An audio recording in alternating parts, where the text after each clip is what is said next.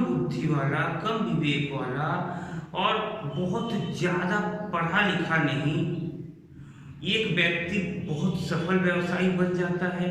और कभी कभी ऐसा भी देखा जाता है दोस्तों कि कोई अत्यधिक पढ़ा लिखा, अत्यधिक सूझबूझ वाला और अत्यधिक जानकार व्यक्ति कभी कभी असफल हो जाता है। तो इस जगत में क्या कारण है कि कोई एक सफल व्यवसायी बनने के लिए अत्यधिक यदि किसी चीज की आवश्यकता है, वो है एक सूझबूझ। किसी भी व्यवसाय को करने के लिए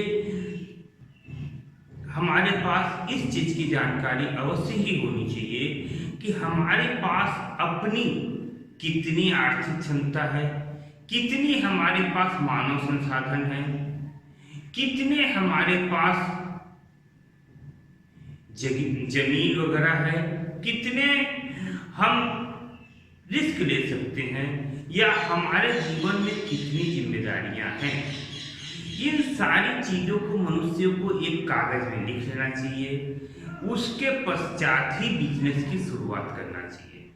जैसे मान लीजिए मेरे घर में एक मेरी माता जी हैं जो कि 80 साल की हैं और उनके लिए मैंने एक फंड मान लीजिए 10 लाख रुपया रखा हुआ है कि इमरजेंसी में उनको कितना भी तबीयत खराब हो जाए मैं ये 10 लाख रुपए का प्रयोग करूंगा।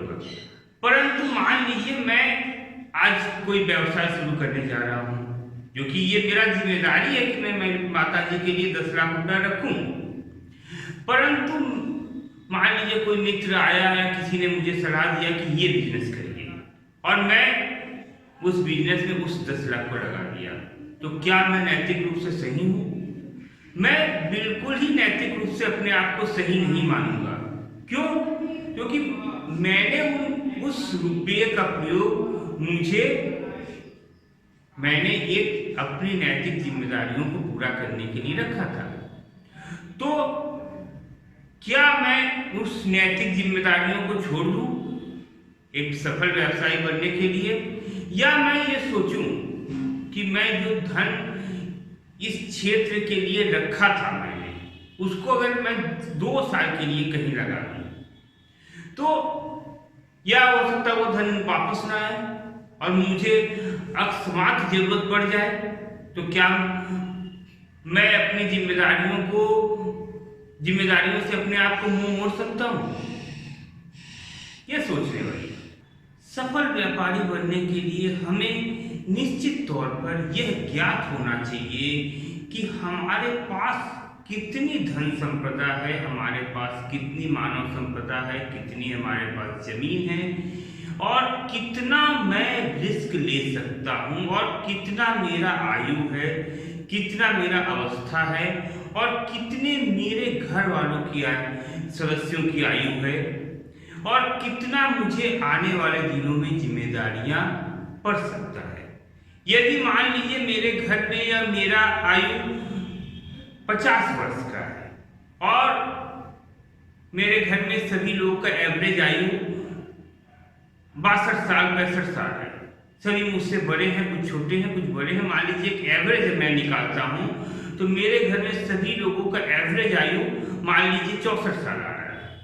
अब चूंकि 64 साल का एवरेज आयु है तो मैं यह सोचूं कि आज मेरे पास 50 लाख रुपया है और मैं 50 लाख रुपए को कहीं इन्वेस्ट कर देता हूं, तो निश्चित तौर पर उस 50 लाख रुपए का मैंने अगर कहीं इन्वेस्ट कर देता हूं, क्योंकि इन्वेस्ट करने का मतलब ही होता है मित्रों कि कुछ रिस्क लेना। यदि मैं किसी धन को पकड़े हुए हूं, अपने पास रखा हूं, तो मेरे अवचेतन मन को यह संदेश तो जाता है कि ये मेरे पास है। जैसे ही मैं कहीं भी इन्वेस्ट कर देता हूं, कहीं भी निवेश कर देता हूं, तो वह चल नहीं है, अचल हो गया है। मान लीजिए मैं कहीं भी इन्वेस्ट करता हूं, मैं प्रॉपर्टी में इन्वेस्ट करता हूं, कहीं सोने में इन्वेस्ट करता हूं, तो मैं तुरंत आज के डेट में मुझे इमरजेंसी पड़ जाए तो मैं तुरंत उस पैसे को इस्तेमाल नहीं कर पाऊंगा। मतलब तुरंत अगर इस्तेमाल करना भी हो मान लीजिए मेरे पास मैंने सोने में इन्वेस्ट कर दिया हो, अब मैं सोने को तो हॉस्पिटल में दूंगा नहीं, सोने को तो मैं मेडिसिन के दुकान पे दूंगा नहीं कि भाई लो मेडिसिन मुझे दे दो। वह सोने को मैं निश्चित तौर पर बेचूंगा, फिर लाऊंगा, फिर मेडिसिन वाले को दूंगा।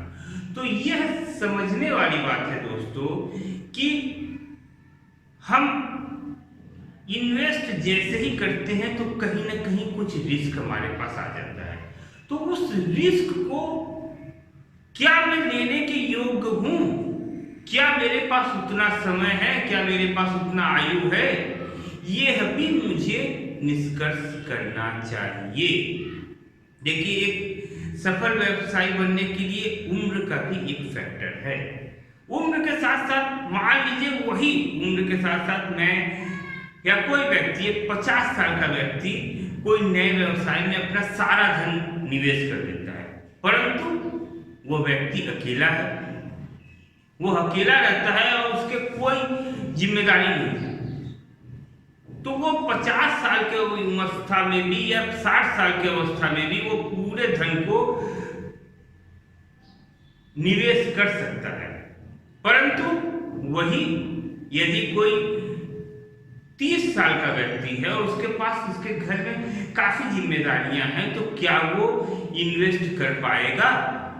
तो मेरे कहने का तात्पर्य यह है कि हमें इस बात का बिल्कुल ही अध्ययन करना चाहिए कि हम किस स्थान पे है, हमारी जिम्मेदारियां क्या है, हमारे पास मानव संपदा क्या है, हमारे पास शैक्षिक योग्यता क्या है, हमारे पास बौद्धिक योग्यता क्या है और हमारे पास करने को क्या है और क्या हम खो सकते हैं, ये भी सोचना चाहिए। ये नहीं सोचना चाहिए कि क्या हम पा जाएंगे, ये अवश्य ही सोचना चाहिए कि क्या हम खो सकते हैं।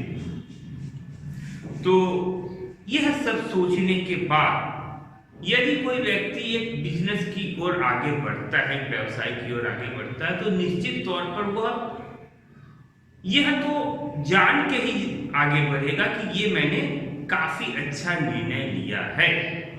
दूसरा बिंदु, यदि मैं कोई व्यवसाय करने जा रहा हूं तो व्यवसाय करते समय हमें इस बात की जानकारी अवश्य ही करनी चाहिए कि क्या उस व्यवसाय में मेरा रुचि है, मेरा स्वयं का रुचि है कि नहीं। जैसे मान लीजिए मैं युवक की बात बताता हूं, ये एक युवक रोज पतंग उड़ाता था और वह सर्दियों के दिनों में और जो पतंग उड़ाने के अधिकतर मौसम होते हैं उन मौसमों में वह व्यक्ति अत्यधिक पतंग उड़ाता था और रोज का 200 से 500 रुपया खर्चा करता था। तो उस युवक के घर वाले उससे काफी नाराज रहते थे।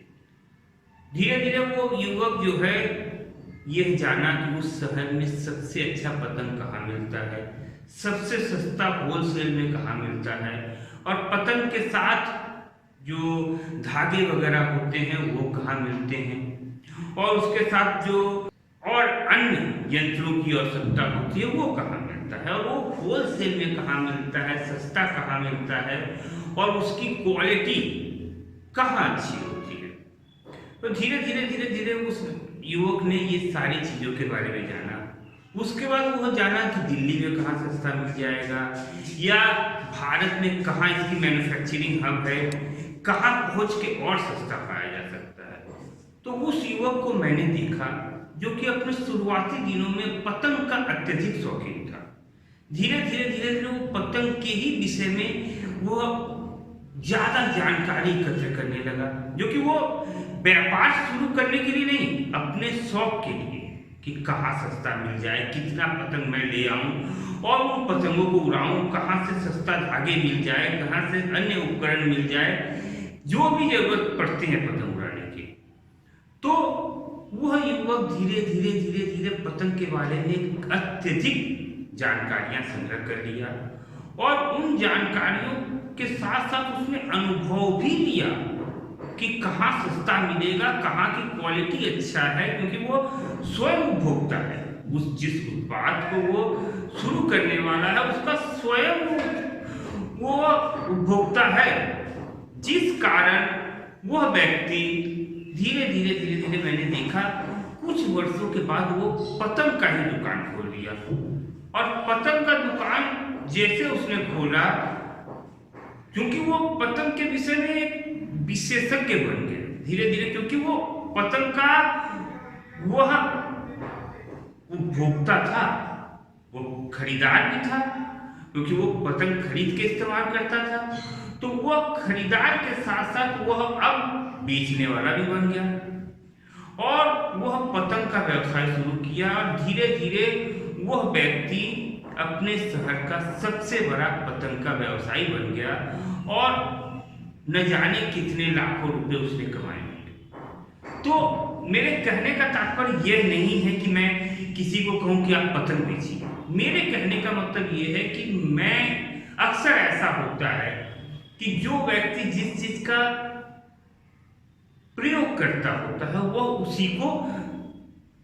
उसी वस्तु का व्यापार भी प्रारंभ कर देता है। जैसे एक और उदाहरण के रूप में मैं बताता हूं, ये एक युवक मेरे परिचित में था। वह युवक एक पुराना कंप्यूटर लेके आया। अब पुराना कंप्यूटर उसने लेके तो आया था, परंतु उस कंप्यूटर में कभी रैम हिल जाता, क्योंकि रैम स्लॉट वाइज होते हैं, रैम को लगाना पड़ता है। कभी हार्ड डिस्क का तार होता है, साटा पाटा इत्यादि होते हैं। पहले जो है पाटा केबल आते थे, बहुत जो है कि एकदम बेल्ट के तरह केबल होते थे जो हार्ड डिस्क को कनेक्ट करते थे। तो कभी वो हिल जाए, कभी कुछ हो जाए, कभी हार्ड डिस्क बदलना पड़े, क्योंकि वो कंप्यूटर एक ले आया और वो कंप्यूटर अक्सर खराब हो जाता था। अब खराब हो जाता था तो कोई कहता था कि ये रैम खराब है, कोई कहे कि ये हार्ड डिस्क केबल खराब है, कोई कहे कि मदरबोर्ड का ये खराब है, ये है।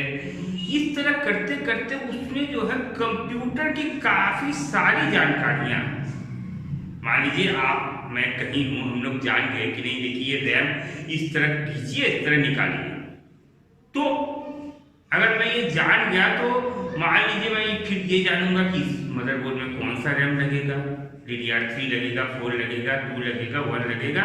तो इस तरह करते करते वो युवक जो है, क्योंकि उसके पास एक खराब कंप्यूटर था और उस कंप्यूटर के साथ उसकी इच्छा थी कि नए नए कंप्यूटर अपडेट करते जाऊं और नए प्रोसेसर, नए हार्ड डिस्क, नए SSD और जो भी नए मार्केट में टेक्नोलॉजी आते हैं, क्योंकि उसकी इंटरेस्ट थी, क्योंकि उसकी उसमें अत्यधिक अभिरुचि थी। वो अभी विक्रेता नहीं बना था, वो केवल क्रेता था।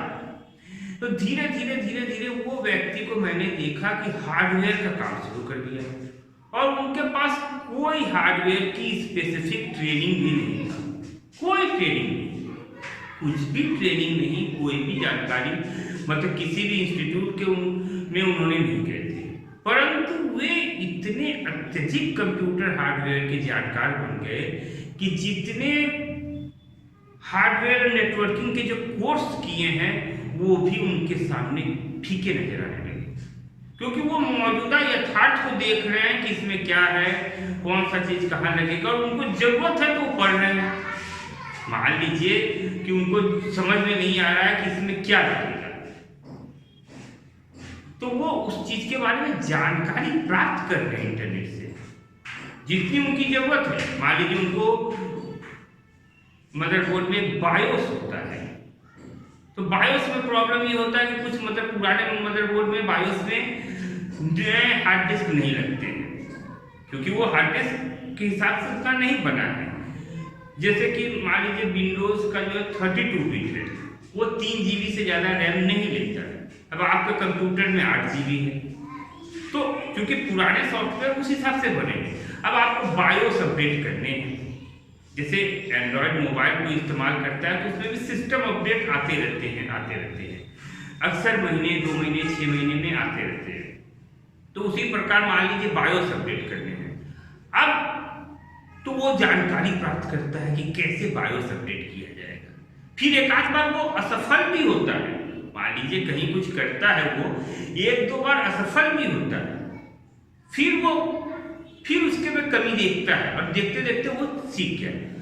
अब उस व्यक्ति के बारे में मैं बताऊं कि वो व्यक्ति हार्डवेयर का एक विशेषज्ञ व्यक्ति है और उस हार्डवेयर से उन्होंने काफी सारे पैसे भी कमाए और एक अच्छा व्यवसाय भी शुरू किए। तो कहने का मतलब ये है कि हमारा अभिरुचि किस तरफ है। यदि हमारा अभिरुचि है तो मैं सब कुछ पढ़ लूंगा, सब कुछ जान लूंगा, सब कुछ किताबें भी ले आऊंगा, उसको पर अध्ययन भी कर लूंगा कि उसमें क्या करना है। अगर अभिरुचि नहीं है तो निश्चित तौर पर मैं अगर कोर्स भी कर लूं, मैं अगर ट्रेनिंग भी ले लूं, पर वो उस हिसाब से मैं कार्य नहीं कर पाऊंगा जितना मेरा रुचि होने पे कर सकता। तो ऊपर के सारे बताए गए बिंदुओं को सारे बताए गए जो मैंने आपको बताए, उसके बाद तीसरा बिंदु निर्णय लेने की क्षमता। देखिए, निर्णय लेना कभी भी आसान नहीं होता क्योंकि हमारे पास कई सारे विकल्प होते हैं कि क्या ये चलेगा, क्या ये नहीं चलेगा, क्या ये चल सकता है, और न जाने कितने सारे विकल्प होते हैं। पर हमें एक विकल्प पे चलना है कि हाँ, ये चल सकता है। तो यदि हमें निर्णय लेना है तो हमें केवल एक चीज को पकड़ना है कि मैंने बाकी सारे अध्ययन को कर लिया है, अब ये बिल्कुल ही चलेगा। तो ये हमारे निर्णय लेने की क्षमता पे भी असर करता है। मान लीजिए मैंने सारे अध्ययन कर लिए, सारे व्यवसाय को समझ लिया, पर मैं निर्णय नहीं ले पा रहा हूं या मेरे पास निर्णय लेने के लिए उतना मन नहीं हो पा रहा है। मैं केवल सोच विचार करके रख रहा हूं, मैं केवल टालम टोल कर रहा हूं कि 2 दिन बाद करूंगा, 4 दिन बाद करूंगा, तो निश्चित तौर पे वो मेरा व्यवसाय प्रारंभ ही नहीं होगा। तो मुझे फायदा या नुकसान कैसे दे सकता है, ये भी एक सोचने वाली बात है। तो वक्त पे निर्णय लेना का मतलब ये होता है कि मैं एक दिशा पे चल दिया हूं तो बस उसी दिशा पे चलूंगा। मान लीजिए मैं एक चौराहे पे हूं और मुझे मालूम नहीं है कि ये रास्ता चारों तरफ रास्ता किधर जाएगा, पर मैं एक रास्ते पे चल दिया, भले वो रास्ता गलत हो, फिर मुझे वापस आना पड़े, पर वापस आते पर मुझे अनुभव तो होगा उस रास्ते का कि वो रास्ता गलत था, पर मैं उस रास्ते पे चल दिया। तो यही होता है निर्णय लेना। निर्णय लेने समय हम चौराहे पे होते हैं और हमारे पास काफी सारे राह होते हैं कि नहीं, अगर करता हूं तब भी मैं कहाँ हूं, करता भी हूं अगर बिजनेस प्रारंभ तब मैं कहाँ हूं, और अगर मैं चल लेता हूं और नुकसान हो जाता है तब कहाँ हूं। तो ये सारे विकल्प मेरे पास मौजूद है, पर मुझे एक ही विकल्प को चुनाव करना है। सबसे महत्वपूर्ण बात यह है दोस्तों कि मान लीजिए कि मैं अपने अंदर सभी गुणों को आत्मसात कर लेता हूँ, सभी गुणों को, जो बिजनेस के गुण हैं वो सभी गुणों को आत्मसात कर लेता हूँ, परंतु मैं किसी कार्य में पूर्णता से काम नहीं करता। मान लीजिए मैं जहाँ पूरा समय देना चाहिए वहाँ मैं 10 मिनट समय दे रहा हूँ, जहाँ मुझे पूरा ध्यान देना चाहिए वहाँ मैं किसी अन्य वस्तुओं पे, किसी अन्य चीज़ों पे ध्यान दे रहा हूँ, क्या या किसी अपने अन्य शौकों पे कार्य कर रहा हूँ। मैं टीवी देखने पे, मैं गाने सुनने पे, और न जाने कितने ऐसे वस्तुएं हैं जो अपनी अन्य रुचियों को मैं पूरा कर रहा हूँ, या अन्य कार्यों पे मेरा ज़्यादा ध्यान है। जिस व्यवसाय को मैंने प्रारंभ किया है उस पर मैं पूर्ण रूप से काम नहीं कर पा रहा हूँ। पूर्ण रूप का मतलब क्या है? पूर्ण रूप का मतलब कोई विचार अगर मुझे 2 बजे रात को आया है तो मैं वहां पे जाऊं और 2 बजे रात को पूरा करूं। यदि मुझे कोई विचार, मान लीजिए मुझे वीडियो बनाने का सब्जेक्ट रात को समझ में आता है, एक वैज्ञानिक इसी तरह कार्य करते हैं। मान लीजिए मुझे कोई वीडियो बनाने का या कोई कविता लिखने का या कोई किसी भी तरीके का कोई ऐसा विचार मेरे दिमाग पे कौंधा है, तो या तो मैं अगर उसको पूरा कर सकता हूं तो उसी रात को ही पूरा करूंगा, नहीं तो मैं उसको लिख लूंगा कि ये काम मैंने पेंडिंग रखा है, कल सुबह उठते ही करना है। तो मैं यदि पूर्ण रूप से किसी कार्य को पूर्ण रूप से करूं तो निश्चित तौर पर उस कार्य से मुझे फायदा हो या न हो, पर मुझे एक अफसोस कभी नहीं होगा कि मैंने उस कार्य को पूर्ण रूप से नहीं कर पाया। मान लीजिए मैं कोई व्यवसाय करता हूं और उस व्यवसाय को मैंने अनमने ढंग से किया और मैं जिंदगी भर रोता रहा कि नहीं मेरे पास अरे यार ज्यादा पैसा होता तो मैं ज्यादा इन्वेस्ट कर पाता, मेरे पास स्टाफ अच्छे नहीं थे, मेरे पास लोकेशन मेरे दुकान का या मेरे व्यवसाय का अच्छा नहीं था, मेरे पास ट्रांसपोर्टेशन की अच्छी व्यवस्था नहीं थी, मेरे पास धन नहीं था, मेरे पास ये नहीं था। ये समस्याएं सभी के साथ है, पर उसके विकल्प भी खुले हुए हैं। मान लीजिए मेरे पास अच्छे एम्प्लॉय नहीं है तो मुझे खोजने पड़ेंगे, मेरे पास विकल्प मौजूद है। मेरे पास ट्रांसपोर्टेशन का अच्छा साधन नहीं है तो मैं ये सोच सकता हूं कि मैं कैसे अपने ही मतलब ट्रांसपोर्टेशन के साधनों को अच्छे से विकास किया जाए। यानी मैं पूर्ण रूप से अगर कोई कार्य को करता हूं तो मैं कितना समय उस व्यवसाय में लगा रहा हूं और कितना मुझे लाभ हो रहा है या हानि हो रहा है, ये मेरे व्यक्तित्व पे या मुझ पर किसी भी प्रकार का प्रभाव नहीं डालता। मुझे हमेशा यही प्रसन्नता रहेगा कि मैंने जो किया पूर्ण रूप से किया। पूर्ण रूप से किया गया कार्य सफल भी हो सकता है, असफल भी हो सकता है, परंतु हमें कभी भी किसी प्रकार का अफसोस या किसी प्रकार की ग्लानि नहीं दे सकता। तो आज इतना ही मित्रों, मैं कोई बिजनेस गुरु नहीं हूं, परंतु मैंने जो अनुभव किया वो आपके सामने इस वीडियो में साझा कर दिया, प्रस्तुत कर दिया। अच्छा लगे तो शेयर करिएगा, अगर अच्छा न लगे तो कमेंट